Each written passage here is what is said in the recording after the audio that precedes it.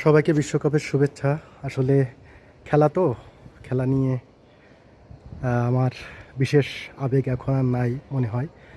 তো সবাই যখন Argentina, Brazil, Germany, France, Spain, Portugal নিয়ে ব্যস্ত, আমি ভাবলাম আমি আজ আকাশে উড়াবো ফিলিস্তিনের, প্যালেস্টাইনের পতাকা উড়াবো। যাদের কাছে আসলে খেলার এখন অর্থ কেমন জানি না, যদিও তারা খেলা করে, কিন্তু আমার আজকের প্রতিবাদ হচ্ছে, আজকে খেলা হচ্ছে আমেরিকা, মেক্সিকো এবং কানাডাতে। এই এই আমেরিকা এবং ইসরায়েলের যে সারা পৃথিবীব্যাপী যে দখলদারিত্ব এবং হুকুম জারি, এটার একটা ছোট্ট প্রতিবাদ। মানে এটা হচ্ছে কেমন, অনেকে হয়তো হাসাহাসি করতে পারে, বলতে পারেন এটা একটা বোকামিও, কারণ আমি তো বোকা। ফলে সেটা প্রমাণও করা দরকার যে আমি বোকা। ফলে এবং আমার আবেগও বেশি, অনেকে আমার বন্ধুরা বলেন। সবার কাছ থেকে আমি ঠকিও আবেগের কারণে, কিন্তু আমি তো জানি আবেগ ছাড়া এরকম একটা পতাকা পাওয়া যায় না, একটা দেশ পাওয়া যায় না।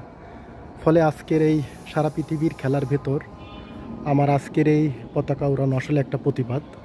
এবং আমি মনে করি ফিলিস্তিনের স্বাধীনতা ছাড়া পৃথিবীর স্বাধীনতা সম্ভব না।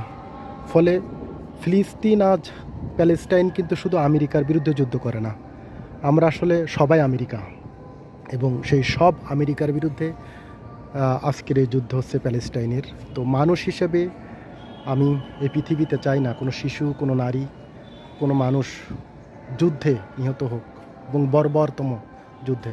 ফলে আজকের এই প্যালেস্টাইনের প্রতি আমার সমবেদনা। বিশ্বকাপের দিন সবাই যখন অন্য পতাকা কিনতে কিনতে উত্তেজনায়, জ্বরে, মানে কাঁপাকাঁপি করছেন, তখন এই ছোট্ট একটা, বলতে পারেন আমার